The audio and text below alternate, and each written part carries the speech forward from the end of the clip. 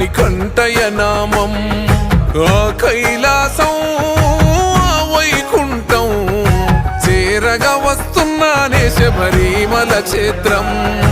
ఓ మణికంఠ నీ మాలెసుకున్నా నా పైన గురవని నీ దీవెనవానా ఏ చిక్కుముడులు రాకుండా ఇరుముడులు చేరేలా సామి నీ శబరిమలైకి